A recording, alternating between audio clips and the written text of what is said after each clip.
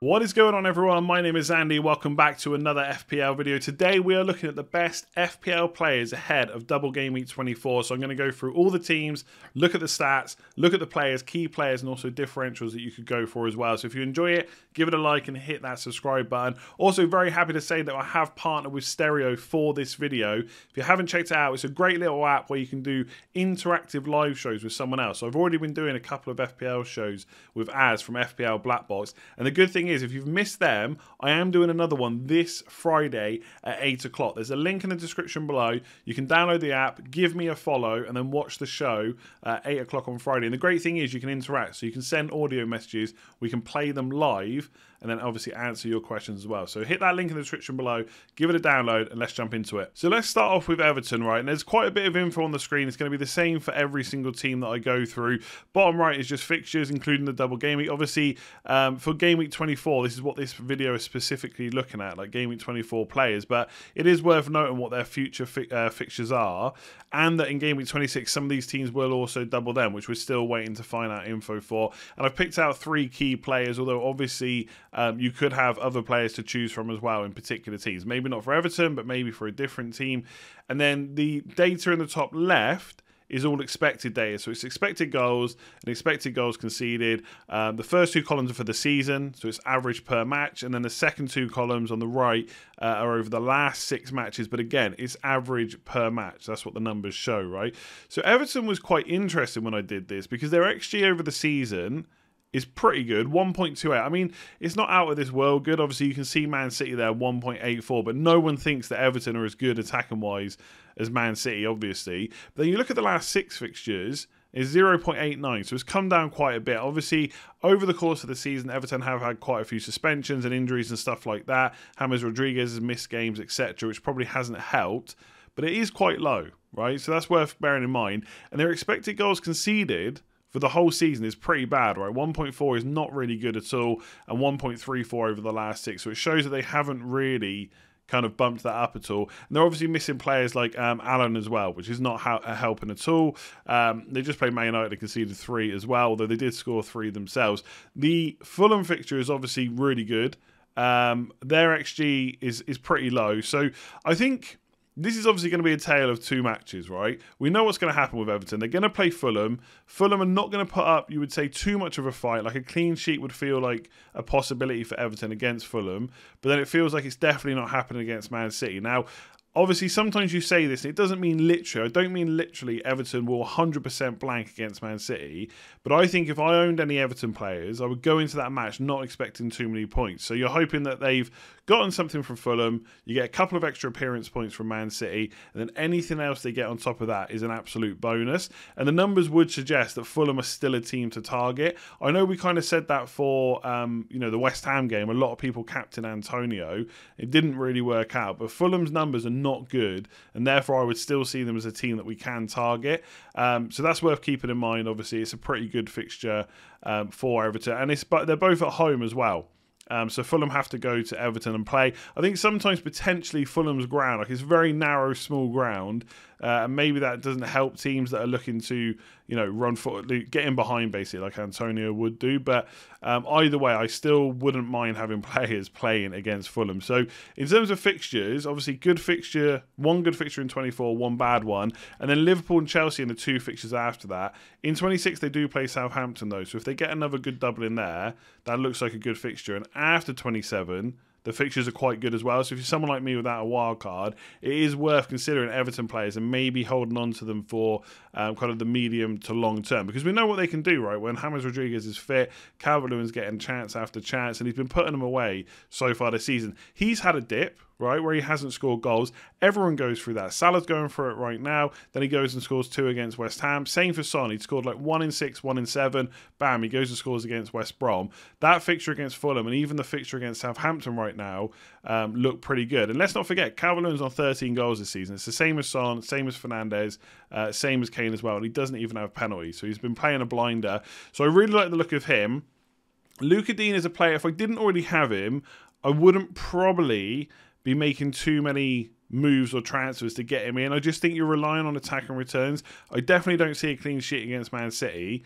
There is a possibility for one against Fulham. So maybe when you add in then his attacking threat as well, he is a good option. I just don't know if I'd want to be bringing him in and holding him because he is quite expensive as well at 6.1 million. It's not exactly a cheap player like a 4.5 or something that you just bring in. And therefore, I don't really see any of the other defenders worth going for, to be honest. I think you're either going for Luca Dean or you're just going for no one. And it's sort of the same in midfield, right? James Rodriguez looks like a really good pick if he plays. My only worry is, would he play both games in quick succession? Like, surely Ancelotti knows that Man City game's going to be difficult. You'd probably rest him and maybe play him against Liverpool instead, potentially in the derby. So it'd be interesting to see what happens there. So there is potential for James Rodriguez not to play both. So that's something to keep in mind. And also right now, it feels like there's a lot of midfielders in our teams like we don't really want to get rid of, whereas potentially there's more slots in defence or even more slots up front. So fitting in Luca Dean or Calvert-Lewin might be a little bit easier than James Rodriguez. And then Calvert-Lewin is probably the pick of the bunch from Everton. A lot of people own him. He is going to be highly owned going into this double game week. If he does really well, and by the way, he did really well against Fulham in the reverse fixture, it is worth pointing out that Fulham were a different team back then. They weren't quite as good as they have been recently. They haven't been shipping a lot of goals, even though the numbers are still not that good. So you could say a different team, therefore avoid them. I would say the numbers are showing that at some point they are going to start conceding more than they have been, and maybe it'll be this week. So Calvert-Lewin to me looks like the standout pick from this one. It is the obvious one. The rest of the attackers, like Decore and stuff like that, you've seen that they can get points, right? We saw that in the last game against Man United. We've seen that before as well when he was playing for Watford too. When he plays in that kind of number 10 position and is able to get forward, he does get points. So as a cheap option, he's worth considering. But for me, I'd almost write that Man City game off. So then you're bringing in players for that Fulham game and potentially to hold long term. I wouldn't want too many Everton players personally. Calvert-Lewin, maybe Luca Dean if you happen to have a spare transfer in a spare slot. I can carry someone that expensive. Otherwise, yeah, James Rodriguez, will he play 2 games? So let's talk about Stereo, right? It's a great little app. You get your own avatar. Granted, my one probably has a little bit more hair than I actually do, but there's an interactive live show you can do with another person, right? So you can go and chat to someone random if you want to. I've been doing live shows with Az from FPL Black Box. We did one for Game Week 22 and 23. It's really, really interactive because people can leave you audio messages while you're playing live or while you're streaming live. Then you can play them and answer them. Here's a little clip we had from the last show talking ahead to Game Week 24. Or look at DCL, like how heavy are we going on the double game weekers? Do we need them? And also, who are you thinking for captain with the old pet roulette? Yeah. Okay, this is a good question. Really good question. Are you looking elsewhere in Game Week 24 in particular? Yeah, I mean, I guess the thing with Triple City is which Triple City do you have? Like, do you go for the defensive double up and then Gundogan, or do you pair Gundogan with Sterling? Which I've seen a few people do, and he scored this week. I think he is a risk, but he has the potential to really explode in that double game. If you're looking at Gundogan versus Sterling for that double game week, it's funny that Sterling is so out of the conversation when it's Raheem Sterling and we know what he can do. It's just that risk of he does play both of them. So that's the kind of thing we've been doing, and we've played loads and loads of audio messages on the show so far. So if you want to check out the next one, it's Friday at 8 o'clock. There's a link in the description below. Make sure you click that. Get following me, and then at 8 o'clock on Friday, the show will go live. You'll get notified, and you can come and join in. Leave a message. We'll play them out, and we'll answer as many as we can. It's a really genuinely enjoyable app to be using. You can go and listen to other people playing on it right now as well. So we just heard Az there talking about Man City, and I fully agree. I do think Sterling is someone that isn't being thought about very much. And I've said this already this week. When you think about players and trying to do something a little bit different in a double game week, because everyone's going to have Triple City, 1 or 2 Burnley defenders, plus Calvert-Lewin, and then after that, it's just who else do people have? Raheem Sterling feels like a massive differential. Now, would I rip my team apart to get rid of Gundogan to bring Sterling in? Probably not. I think if I was going to do anything, I would just own both of them and go for one defender instead. That is a risk in itself, because if you look at the defensive numbers this season, they are absolutely ridiculous, right? 0.73 over the season is already elite. That is an elite defence, right? The best defence in the league by a mile. Even though I don't think Liverpool have been that bad this season in terms of the numbers, Man City is still quite a bit ahead. Then you look at the last 6, 0.3 average over the last 6 game weeks, right? That is, I can't even tell you how crazy that is. So jumping off of 2 defenders, like using 2 transfers essentially to get rid of 1 defender to bring in a midfielder like Sterling, there is some risk with it because a lot of people will have double defence going into this. I do, right? And if I want to get Sterling, I've got to sell one of them. And there's nothing to say that Sterling can't outscore the defenders, but obviously it's all about the combination, right? So it's not just John Stones versus Sterling. It's like John Stones, and this is just for kind of just to show you an example. It's kind of John Stones plus Son, right? Or it's Sterling plus Loughton, something like that. Now, you could just say that the 2 double game week players are better, but that's the kind of example. It's not just Stones versus Sterling. So not only are you taking out a defender from a defence that's been brilliant, you're also using an extra transfer to do that. And we know that it's very likely that City will have 1 or 2 more double game weeks very soon after 24. So using transfers to chop and change them might not be the best strategy, unless, of course, you have got a wild card, which we will keep coming back to. So I do think, though, that Sterling is a massive differential. So there are some teams out there that only have 2 City, and if you could easily add another one, Sterling is definitely an option, right? I think he arguably is the best captain option this week. Gundogan might still have penalties, and we know that penalties can easily top up a score. Therefore, he could easily outscore Sterling. And I know he has scored a lot recently, but he hasn't been taking many shots. 4 shots in the box, I think, over the last 4 matches, versus Sterling with 10. Right, so he's miles ahead in that regard. Gundogan's XG is pretty decent because some of the goals he got against Liverpool were very, very close range. But I do think it's a big differential. Sterling's worth a look at. In defence, look, Ruben Dias is going to start both games. Anyone with Stones and Cancelo, and again, I am one of those people. Am I definitely happy that they're going to score or going to play in both games? Not necessarily. I think one or even both could get rotated. The only good thing is they're both pretty difficult games, right? Spurs and Everton on paper, at least. And therefore, Pep will probably play quite strong sides. So I think there is a chance that Sterling, for example, plays both. And maybe the same for John Stones. So on paper, they look difficult. But if you look at the numbers, the expected goals over the last 6, right? Spurs down to 1.03, really low. And Everton, like I've just said, down to 0.89. So they're not looking good at all. Now, obviously, with Spurs in particular, they've been missing Harry Kane for like 2.5 games. And they were also difficult fixtures. So you would expect the numbers to go down. But right now, you wouldn't back against his defence getting another 2 clean sheets in those games, right? Liverpool, yes, they did score. It was a penalty, which probably should have been given, to be honest. Like, that foul gets given anywhere else on the pitch. Obviously, Salah dived, but I think he had to dive to get the foul, right? Which is just one of those crazy things about the modern game. But other than that, Liverpool didn't really hurt Man City too much. They did create some chances, but they weren't massively quality, like really good, decent quality chances. So there is a chance for 2 clean sheets there for sure. And obviously from a XG conceded part, again, Spurs and Everton not looking great. So from an attacking point of view, I think it looks decent. We're at that stage of the season where I would love 4 or more City players, right? Double defence plus Gundogan plus Sterling. I think anyone outside of that, you're taking a punt, right? Foden, Mahrez, whoever it might be, Bernardo Silva, it's a punt. I don't particularly like Bernardo Silva anyway. I don't think he's attacking enough. Foden, if you thought Foden was going to start both games, he's a great differential. But even though he played so well against Liverpool, I would almost guarantee, I'd probably bet quite a bit of money that he doesn't start both of these games. And that is the risk you take. He can obviously score off the bench, but that is a risk that maybe you're willing to take, but I wouldn't be. So for me, I've got Gundogan, Cancelo, Stones.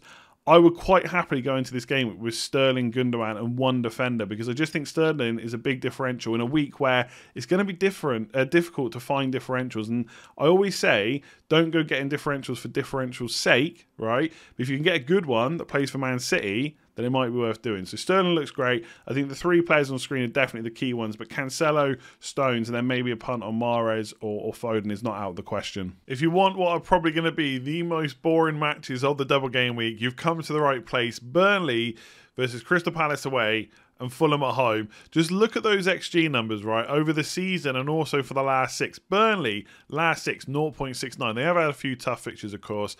Palace, no Zaha at the moment. I don't think he's going to be back for this game either, so that's massive for Burnley. Again, 0.72 over the last 6 and 0.92 for Fulham. Even over the season, it doesn't look that much better. For all intents and purposes, looking at the numbers, looking at the fixtures, these should be low-scoring games, right? And I've seen people talk about Nick Pope captain, and we'll do a video about captaincy. Obviously, some of these numbers are going to be in that video, and some of the stuff will be very similar in the captaincy. But Nick Pope, And some of the defenders are being talked about as captaincy options. Now, obviously, when you talk about captaincy, you want to try and get a high ceiling. It is possible for Nick Pope to get a big score here, right? We've seen plenty of times before. They get a clean sheet, gets a couple of bonus points, a few saves added in as well. And suddenly he's up to like 8, 9, 10 points. You double that, and suddenly you're maybe close to 15, 16 points plus. Obviously, as soon as they can see, all that goes out the window. But I'm just not seeing where the goals are necessarily coming from. If the fixtures were potentially flipped, right, so that it was Fulham at home and Burnley away to them, then maybe I could see Burnley getting something. I just don't see them going to Burnley and getting a result. And Crystal Palace without Zaha are awful. It's not to say they won't concede, but everything is there. The numbers are all there for them to potentially come out of this with 2 clean sheets. So one of the differentials this week, I think, is to have 2 Burnley defenders. Because I think most people will have 1. But if you think about the fact that a lot of people have got double City defence, so if you add another defender in there, possibly if you've got Nick Pope, it's a bit easier. But it gets harder and harder to kind of fit 2 players in. So I think double defence is interesting. Loughton at 4.4 million is just very cheap. I think actually now he might have gone up to 4.5 million, so that's worth noting as well. But he's still the cheapest way into that defence. Peters is an option. The only thing I worry about him is if Charlie Taylor comes back at any point soon, Peters will probably lose his place. Charlie Taylor pretty much came in straight away last time when he was fit as well. I don't think he'll be rushed in as quickly, but as soon as he is fit, he will probably go back to being the first choice left back. So Burnley defenders looking really good. And also, the great thing is, especially if you're going to like wildcard in Game Week 26, they have a really good fixture in 25, right? So it might not work out like this, but I think on paper, you could see 3 clean sheets for Burnley's next 3 games. After that, it's a little bit more difficult. So Spurs away, they might get a double game week in 26. Then Arsenal at home, Everton away. So then you're looking at 3 fixtures where they could get a clean sheet, but it's going to be way more difficult. We know the way they defend, right? They could get clean sheets against anyone, but it's going to be much more difficult from 26 to 28. Therefore, if you're not wildcarding, you might not want to get stuck with too many of their players, right? Because then you've got to offload them. Someone like Loughton could just be a bench player that you just rely on as and when needed. But obviously Nick Pope is like your goalkeeper. So unless you happen to have spent a lot of money on another goalkeeper, then potentially it's not someone you want to keep long term. So you definitely have to have a think about that. In terms of attacking threat, like I've got Chris Wood on there. Obviously, I do own him, so I've got a bit of a soft spot for him. Again, his numbers all season have been pretty good, right? He puts up pretty good XG numbers. It hasn't translated into points so far this year. He's only got 4 goals, I believe. But in the last 3 seasons, he's hit at least 10 goals plus. I think he even hit like 13 or 14 last year. So he's got good pedigree. He does get chances. He's pretty much on penalties as well. Obviously, we saw the one that Barnes won that he scored. But we'll have to wait and see if Wood is back from injury. If he is, then I don't think they're 2 bad fixtures at all, to be honest. Like, if you look at expected goals conceded, again, Fulham pretty poor. We've already spoken about them. And Crystal Palace haven't been that great for most of this season either. They're kind of chopping and changing a bit at left-back recently as well. So it could be a good fixture for the attackers. I think if I was going for a punt, it'd be Dwight McNeil. I've got good memories of him from last year with the bench boost. He got me 14 points. But Burnley just don't score a huge amount of goals, so definitely not doubling up on attack. That would be absolutely crazy. And I think you're only really getting in one attacker if you just want to do something a little bit different. Nobody needs a Chris Wood or needs a Dwight McNeil, but they're there if you want to try something a little bit different to what everybody else is doing. But defensive-wise, the fixtures look great. Who couldn't, sit here and say they definitely won't get a clean sheet? There's arguably 2 really good chances at a clean sheet. So a single Burnley defender or maybe even a double up. Loughton's good. I think between like me and Tarkowski, there's not really a huge amount of difference. Me's maybe got a slightly bit more goal threat this season, but in seasons gone past, Tarkowski's scored more goals. So there's not really much in it. The chance of them getting an attacking return in this particular game week, I would say, is quite low anyway. I've got Ben Mee, so I should say that. But in hindsight, I probably should have just spent less money and got Loughton. But not a huge amount in it. I think 1 defender, maybe 2, looks really good this week. An attacker, if you're feeling extremely punty, I want to try something that most people won't be. And then last up, of course, we've got Fulham. We shouldn't forget them, even though I'm sure most people aren't looking to bring in a huge amount of their players.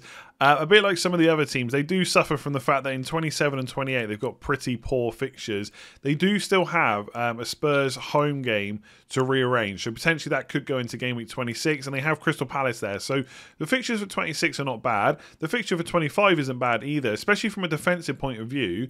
And the fixtures in the double are also not that bad. Again, we've looked at a lot of these numbers now. Obviously, a lot of these numbers are repeating because we've already looked at Everton, we've already looked at Burnley. But the XG per 90 or per match over the last 6. Really low from both teams. Bit higher over the season for Everton, but for Burnley it's really low. So if you were looking to bring in a goalkeeper this week and you didn't have the money for Nick Pope, because let's not forget, as good as an option as he is 5.5 million. So if you wanted to save a bit of money, Areola might be a better way to get into the defence, right? So Everton away, Burnley away doesn't look that bad. Potential for some save points, a few bonus here or there. Could they nick one clean sheet out of one of these games? Obviously, if you're putting your money on either one, it's Burnley. They do have a tendency, obviously, to concede, but they don't concede a huge amount of goals. So if they could get a clean sheet out of Burnley, then any points they get against Everton would be a bit of a bonus, right? So if you're looking to bring a double game week keeper, then also has a good fixture in 25 and potentially will double in 26 as well. I don't think there's that much wrong with Areola. Like, a lot of people have actually got 2 playing keepers right now, or at least building to 2 playing keepers by bringing Pope in and maybe leaving their other one. Like, I've got Martinez and De Gea. To save some money, I could go De Gea to Areola, get in a double game week keeper, and then after game week, or from game week 26 onwards, I would just play Martinez anyway. So I don't actually think it's that bad a call. Elsewhere in the defence, I don't think I would really go for any of their outfield defenders. I just don't think they're good enough options versus the other options that we have. But in goalkeeper spots, if you're not going for Pope, Areola could be a decent option. Otherwise, you're looking in attack. Now, Lookman's still very cheap, 5 million. He is probably my favourite attacker from Fulham, even though he hasn't necessarily done it recently. I do think, however, Everton and Burnley are not necessarily the best teams to target for loads of goals. Like, I just wouldn't be expecting too many points from any of these attackers. Decord over Reed up front has posted some pretty good numbers over the last kind of 4 to 6 games. And again, he's a very cheap option. So the good thing you get with Fulham players is they're probably a bit easier to hold. So again, if you're wildcarding soon, it probably doesn't matter to you. But if you're someone that's maybe played their wildcard already, perhaps has used the bench boost, so they got a bit of money on the bench, these players give you the option to kind of downgrade some of them. And then if you have to carry them for your future games where you don't want to play them, it's not so bad having them on your bench. So Lookman, if you've got a midfielder slot, I think if you want to get someone cheap up front and spend like a little bit more than someone like Brewster, Bobby Reed or Decord over Reed, as is difficult to say, is probably the option there. So the prospects for Fulham, I think, are probably better defensively than they are attacking wise. But as we can see from the numbers, Burnley and Everton actually haven't defended that well in terms of underlying numbers, right? They're giving away quite a few chances. You can see from Burnley, right? We've just spoken about how good of a defence they are. 1.4 expected goals conceded over the season and 1.57 over the last 6. It's not actually been that good. So you can get to Burnley, but it's just nicking that first goal. Otherwise, it's just so frustrating, right? So I think Areola's a pretty good pick for a defender. If you're looking for something different to do, then someone like Lookman or Decord over Reed could be an option, but I just think we shouldn't be expecting too much from the Fulham attack, and those fixtures scream out to me defensive returns, not necessarily attacking ones. So there we go, that is it for this one. Please do give the video a like and hit subscribe if you have enjoyed it. If you've got any other questions, make sure to leave them below and I'll try and get back to as many as possible. Just one quick reminder as well, if you haven't already tried out Stereo, link in the description below, and I will be doing another live show this Friday at 8 o'clock with ads. There's going to be loads of questions, so come and check that out. Obviously deadline on Saturday, so you're going to want to hear as much as you can before the deadline. So if you haven't already downloaded it, link in the description below. Otherwise, I'll leave that video there and I'll see you tomorrow for another one.